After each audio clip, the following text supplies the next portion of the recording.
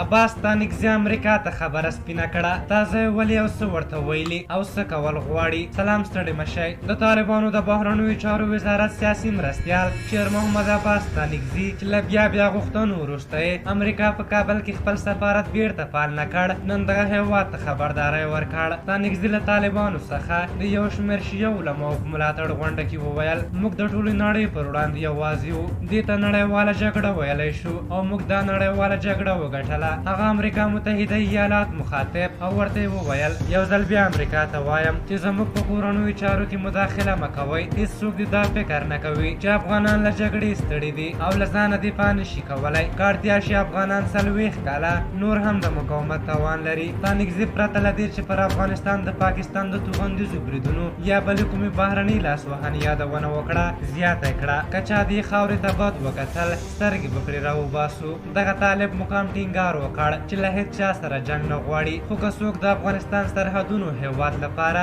بد نیت ولري پر وړاندې درېږي. ستانکزی په ورته وخت کې له افغانستان څخه د میلیونونو کادرونو وتو ته اندېښمن و. هغه وویل ځوانان دې له هېواده نه وځي، اقتصادي ستونزې شته خو د هېواد پرېښودل د حل لاره نه ده. ستانکزي بهر ته له ورغلو افغان متخصصونو غوښتل چې بیرته هېواد ته ستانه شي. عباس ستانکزي وویل هغه کسان چې له هېواده وتلي ټلیفونونه ورته کوو څو بیرته هېواد ته راشي. هغه عزت چې دلته دی هلته نشته، خو دوی د شک په سترګه ګوري. موږ باید دغه بې باوري نوره ختمه کړو. ستانکزي په نننۍ وینا کې د خپل حکومت له رسمیت پیدا کولو ناهیلي وښوده او ویې ویل زموږ پر وړاندې تر ټولو لویه ستونزه له نړۍ سره جوړ جاړی دی. هغوی په روښانه موږ ته وایي چې په رسمیت مو نه پېژنو. دغه طالب مقام له نړۍ سره د خپلې ډلې د حکومت تعامل مهم اړتیا وګڼله، خو ټینګار یې وکړ چې په دې اړه به یوه ذره هم نرمښت ونه کړي. هغه په دې اړه وویل موږ نړۍ سره روابطو ته ضرورت لرو، موږ اړتیا لرو چې نړۍ سره سیال شو، خو نور هېوادونه موږ ته شرطونه ږدي. خو طالبان به پر خپلو جهادي ارزښتونو